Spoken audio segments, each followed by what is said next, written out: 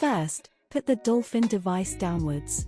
Then, place the tip of the extension line in a mixture of contrast media and saline solution. Push the button down and pull the handle upwards.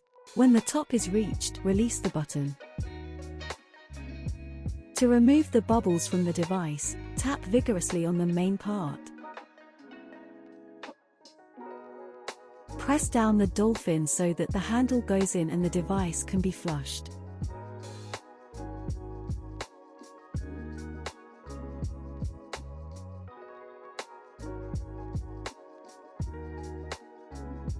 Once Dolphin is connected to the angioplasty balloon, inflate the balloon turning the handle clockwise until it stops.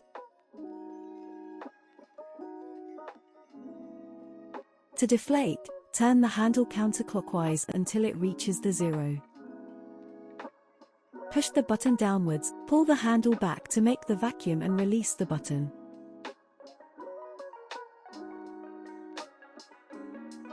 To complete the procedure, press the button again so that the pressure come back to zero.